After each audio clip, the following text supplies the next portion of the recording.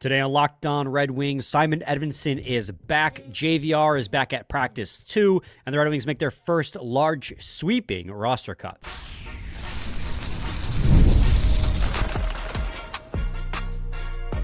You're Locked On Red Wings, your daily podcast on the Detroit Red Wings. Part of the Locked On Podcast Network, your team every day. Welcome back to the Locked On Red Wings podcast. We are your hosts, Brian Fisher and Scotty Bentley. We are available wherever you get your podcasts. Part of the Locked On Podcast Network, your team every day. And today's episode, we're going to talk a little bit more about Edvinsson and JVR's return, mostly because we have practice lines now that Edvinsson is confirmed to be playing in Thursday and Saturday's game. So great to get him back and in some game action. And also just kind of look at the defensive pair outlook before talking about the sweeping roster cuts that were made. And I think it's more interesting who didn't get cut going into the final weekend of preseason games. Before we get to any of that, got to let you guys know today's episode is brought to you by FanDuel. Download the FanDuel app now by visiting FanDuel.com and win $300 in bonus bets if your first $5 bet wins. All right, Scotty. Simon Edvinsson returned to practice. Well, he returned to practice about a week ago, but now he's returned to playing in actual game pairs, as Todd McLellan confirms after the practice that he will be playing in both Thursday and Saturday's media availability. So first and foremost, great to see him back on the ice. If your Red Wings are going to have success this year, need to have Simon Edvinsson out there. But additionally, on top of that, Scotty, we got our first look at what the defensive pairs might look like going into opening night, and they look pretty similar to what we saw last year. There was a question, right, about whether they'll put him on the top pair and figure out something else for the second pair. I think most Red Wings fans would prefer to see Edvinsson and Seider together, but I just don't think it's possible with the lack of depth the Red Wings have down the lineup. But the defensive pairs are as follows. You have Chiarot and Seider. There you go. Going into year 4 with Ben Chiarot, and he's still on your top pair. Edvinsson and Johansson, they were together most of last year, and so it makes sense they're coming back and playing the season together, both coming back a year older, a year stronger, as Johansson has it's been very well documented now that Johansson's gained like 10 pounds of muscle. He's coming back stronger. And then I don't know if this is, because this is how Ansar Khan tweeted it, but I don't know if this is your third or your fourth pair, so to speak, in practice here. You have Gustafsson and Hamonic, and Bernard Docker and Hull.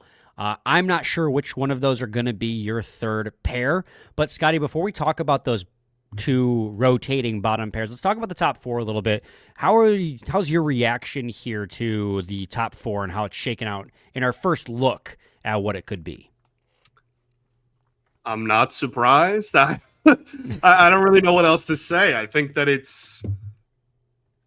is something we all knew it was coming, and it's still underwhelming. I think that's what it should be.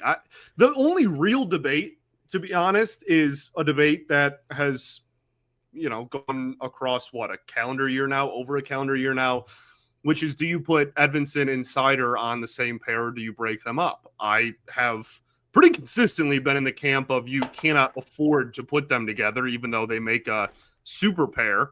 You can't afford it, because then your bottom 4 are replacement level at best, and that's at absolute best.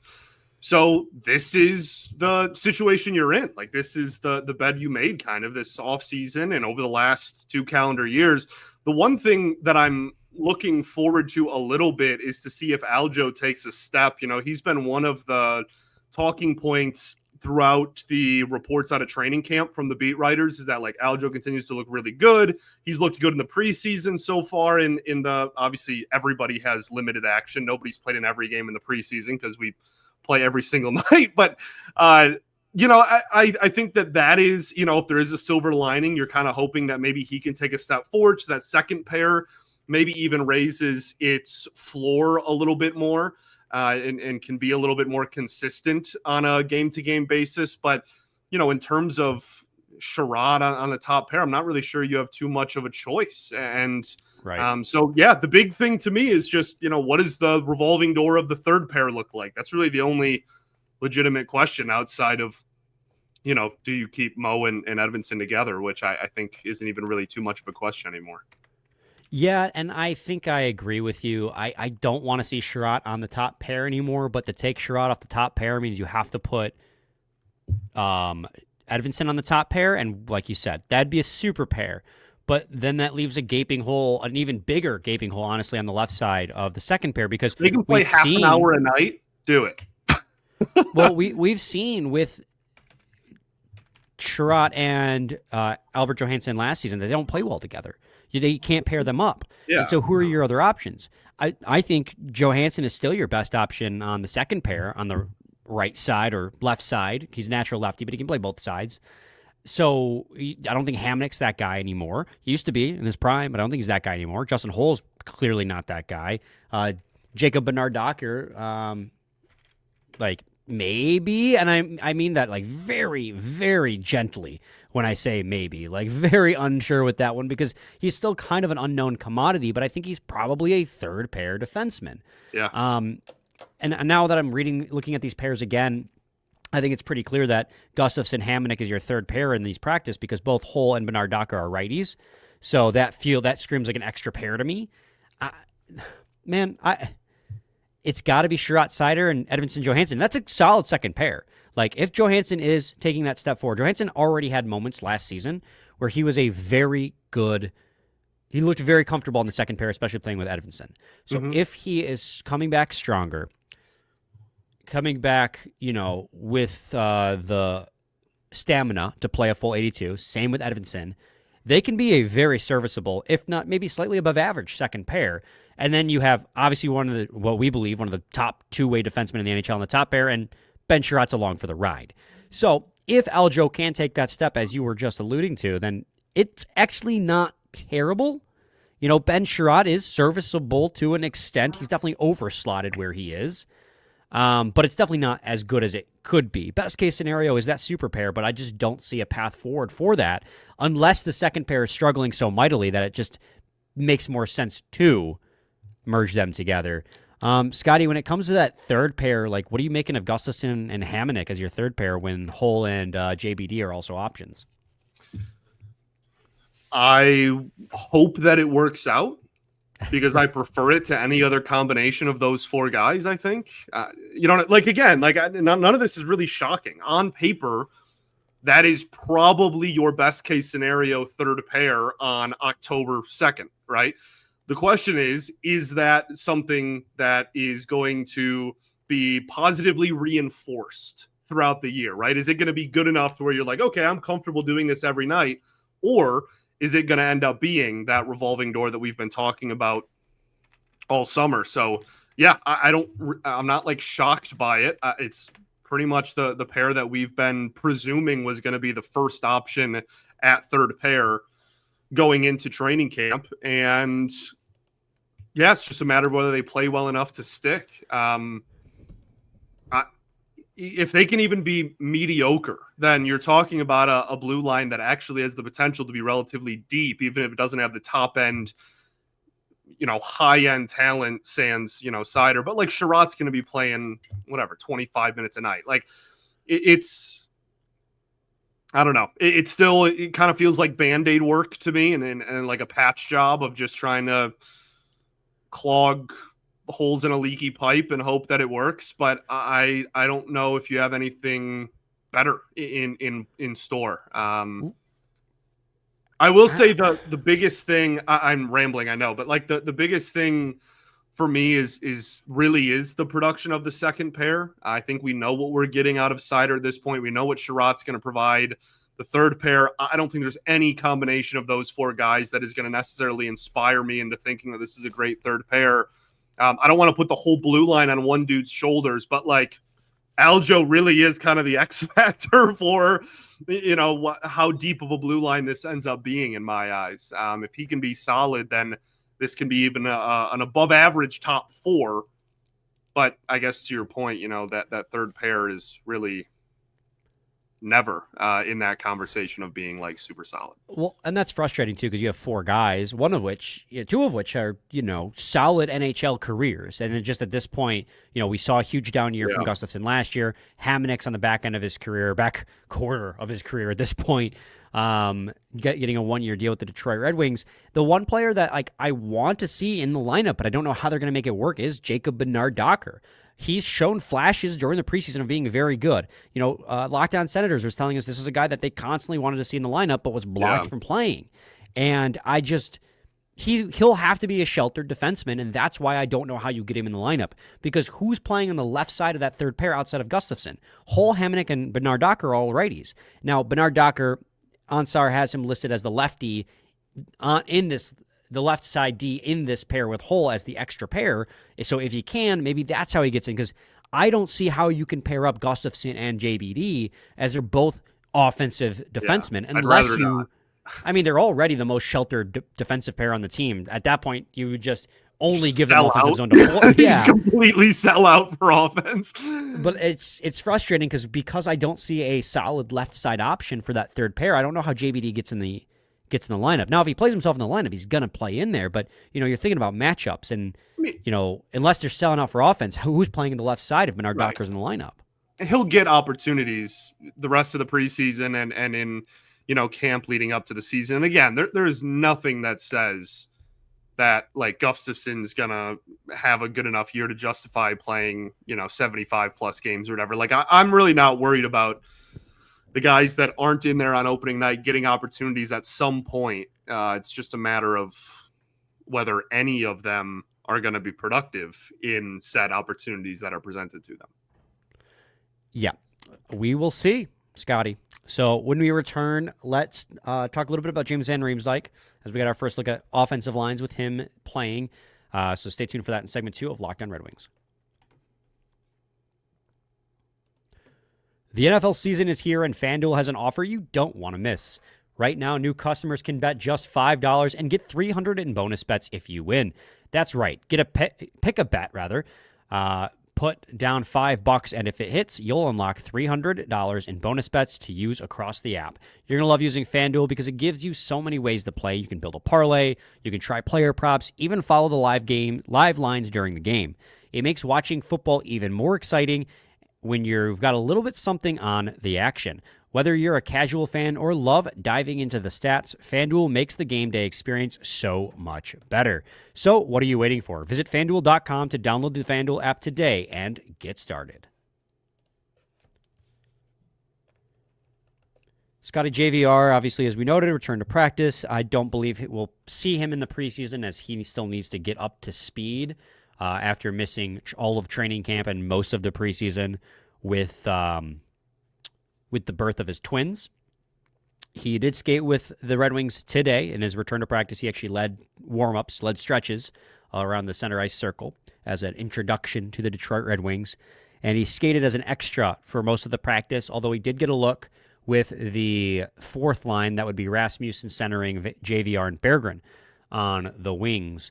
Now that he's back, I guess my question here to you, Scotty, is, do you see him getting that chance and that look up in the top line soonish, or do you think they're going to try and just ease him in, playing fourth line situations? I mean, playing with Rasmussen, that's another guy who's pretty good at tipping pucks down low. Two guys that can be heavy bodies, get to the corners, and feed Jonathan Berggren to finish. Yeah, to be honest, I think that even if he was here on day one of camp and had been playing in the preseason, that it would be a situation where he's more likely to start off in the bottom six and not like prove. I mean, he's like a 20-year vet or whatever. Like we know what he is. I don't mean prove in that sense. I just mean be a part of kind of that revolving door of top line left wing that we have talked endlessly and tirelessly about already this year. I think that is kind of where my head is at. Like, he will play top line wing at some point, assuming his own health. I can almost guarantee it, but it not happening, on opening night, really, I'm not sure it was necessarily a shoe-in for that to happen anyway. Again, it's going to be a revolving door. He'll be a part of the revolving door. This just delays maybe how early he would have gotten that opportunity. Like, it doesn't really change too much for me. Yeah, and to be honest, JVR shouldn't be playing on your top line if you're a team that's trying to make the No, playoffs. And that's not an indictment on JVR. That's just, he's 36 years old. Right. He had a solid season last year, but it's just, if he's playing on your top line, that means you have a massive hole in the top line left wing, which the Red Wings do. He will absolutely get looks on the top line. Again, something we've talked, ad nauseum about, or as you say, at nauseum. That fourth line's interesting because I wouldn't have thought Rasmussen. Honestly, I wouldn't have thought Rasmussen at this point would be playing center still with Kopp and Comfer all in the lineup. But the reason why that's the case is because they're still giving Kopp a look on that top line. He's played great through the preseason on that third line. That's the matchup line. He played solid yesterday. Their top line against the Chicago Blackhawks A team, mostly NHL vets at that point. Performed very well. He might not be the fleetest of foot, doesn't have the speed that Finney does, but an NHL vet nonetheless who thinks the game really well. So with him getting an extended look at top line, this gives Rasmussen a chance to slide back into center. Maybe that's where Danielson would have had the opportunity to play if he hadn't gotten hurt. We'll never know now. Maybe we'll know in like 2 months. We'll see. But yeah, I think that's fine, him playing on a wing with Rasmussen, JVR, and Berggren. I think I understand the idea there. 2 heavy forecheckers who can win the puck battles and get it to the pure shooter, while one of them goes to the net and tries to deflect. I get the vision there. It's also the fourth line, so they'd probably see the ice 8 minutes, and JVR gives that fourth line scoring. Berggren does too, just different type of scoring. You have a sniper, and then you have somebody who gets there into the dirty areas. So the bottom 6 continues to show me small signs of having scoring, better scoring than they did last year, because that was a big issue. But that's really like all you can say, right? Yeah, but the depth scoring, I think, is a valid thing to bring up and is a big reason why the Wings will sink or swim this year, right? I mean, I said the same analogy yesterday with goaltending, but that depth scoring is on the same in the same conversation, right? We saw depth scoring 2 years ago was a fantastic positive for this team. They just got goals kind of from everywhere and outscored their problems. Last year, it took a major step back, and they saw a lot of goals walk out the door. So, I mean, broken record, I feel like I've said that line probably, 50 times in the last month, but that's something that this team really needs to go its way if it is to take that step forward this year. Yeah. Correct. Scotty, let's head to another break here. I know it was an abbreviated segment too, but we're going to talk about roster cuts here, and might as well just make that the entire segment 3 before we ship you guys off into another preseason game, 7 of 8 coming up tonight. Stay tuned. You want to preview it? We always can. Don't know what you want us to say. There's one thing we can talk about, but that's something that we've known for a while. I guess that's the tease. Good job. Thanks. Yeah. Segment 3, Locked On Red Wings podcast. All right, Scotty. Red Wings made their first sweeping roster cuts, or swooping, as I said in the now lost episode of Locked On Red Wings. The lost episode, man. People demand to hear the lost episode. That was like, 15 seconds long of you just because you said swooping. Red Wings made some sweeping cuts today, brought the roster down to officially 40, but unofficially, 34, because they also waived 6 players. 1, 2, 3, 4, 5, 6. Yeah, 6 players. So unofficially 34 players now, as they waive Sheldon Dries, William Lagesson, John Leonard, Ian Mitchell, Dominik Shine, Austin Watson, all guys that are slated to play with the Grand Rapids Griffins, all of which are, well, let me ask you, are there any surprises to you on these guys who got waived? Maybe Austin Watson. Maybe. I mean, like, he was a guy that we talked about potentially being the 13th forward at some point this summer. He's a guy that, even if he wasn't, obviously wasn't going to make the team, again, I still kind of more expected him to be a part of the last round of cuts, just because you want him, he's going to be one of the first call-ups if 1 or 2 forwards go down. So maybe him, but not really. Seeing his name on there wasn't like, oh my goodness, what are they doing? he is what he is. I think that probably has more to do with the decision than anything. It's like the Red Wings are very aware of what Austin Watson is, and so they don't need to see any more to make that determination or make that decision. So that would be the only one that even remotely kind of raised an eyebrow, and even then, not really. Going into the preseason and the training camp, that was the roster spot we were looking at that could be supplanted by a young guy. And so to see him get cut this early, I'm not surprised he got cut this early, because after watching his preseason, it was like he was invisible out there. In games where they dominated, he was like the one player who had terrible metrics, because Austin Watson is Austin Watson. If you want a guy out there who is going to bring a physical element, then you get Austin Watson out there, but you have to understand that the physical element is likely all he's going to provide at this point. Besides that game last year, he had like 2 goals, and one of them was a crazy tip. But that's who he is. So I wasn't surprised he got cut. It was more the confirmation that, okay, one of these young guys has a real chance. The only other guy here that I was wasn't surprised, like this was the most likely result, was Ian Mitchell. I thought he had a pretty nice preseason. I think he definitely had some moments where I was like, I don't know, but he got talked about positively by Todd McLellan. He had a couple of moments where you noticed him in a positive light throughout some of the games. So I'm not surprised he got waived. It just is that he was on that first big wave, I guess, is more where it's like, I'm actually surprised it happened right away. Sure. As far as other official cuts, because these guys are waived, so we won't know until Thursday at whatever the waiver wire deadline is, like noon or 2 or 1, noon. whatever it is. Early afternoon. It might be whatever. Who cares? It depends what time zone you're in, too. I mean, who cares? We should care. The Red Wings also assigned Alexander Doucette, Jacob Richlovsky, and Edward Trollmarks to the Grand Rapids Griffins. Additionally, the Red Wings have released Carson Bantle, Gabriel Seeger, and Axel Koenig-Leipert. Jacob Truscott from the professional tryouts, also returning them to Grand Rapids. So all those guys went back to GR. And then the Red Wings have assigned Carter Gielander to the Toledo Walleye, as well as Carter Bear to the WHL's Everett Silvertips. So the only one of note there, because I think everyone else on that list was fully expected. They didn't see a ton of time in the preseason, and they weren't very noticeable in those games, was Carter Bear. Not that he was expected to make the team at all, just a notable player because he was this year's first-round pick. Sure. I thought he had a very impressive training camp. I thought he had a nice preseason for a guy who's coming off a partial Achilles tear in his draft year. I thought he acclimated himself really nicely with the big boys. I completely agree, and I think that it's a successful camp and preseason for him, first as a professional, and he looked like he belonged. That's really all you can ask for. So, yeah, I'm right there with you.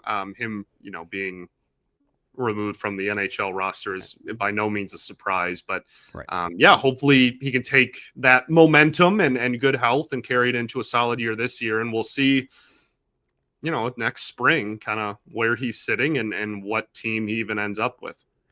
So that brings me to the inverse point, which is who didn't get cut. And that is going into the final 2 preseason games, Amadeus Lombardi, Carter Mazer, Nate Danielson, who's hurt, but still with the team, Axel Sandin Pellikka, Michael brandsegg-nygard, Sebastian Kosa, all your top prospects. Did I miss anyone? All your top prospects are still with the team. So basically, I'm going to ask you, is there anything you can take away from the fact that all these top prospects are still on the roster going into the final 2 preseason games? I wouldn't say there's much to take from it other than I think it has more to do with the desire for those guys that you're hoping can, even play NHL games at some point this year to get as acclimated and as used to playing with your NHLers as possible, not necessarily like, oh, these guys may have a legit chance at making the NHL roster. Now, again, with Watson going down already, like there may be a spot open for one of them. One.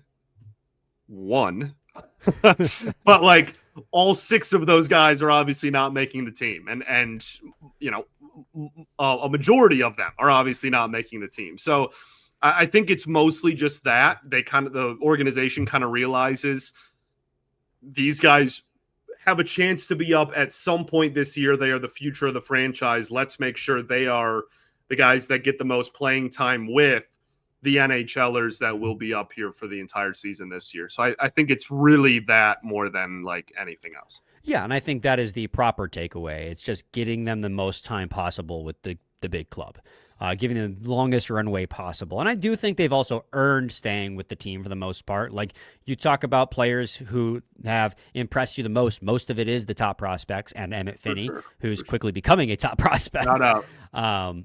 But, Emmett Finney's still there, too. He was in part of the practice with the main club today. And that's something we didn't even talk about. Like, throughout the preseason, we're so used to seeing him with the main lines that even now with JVR back, Emmett Finney was still playing with the main group.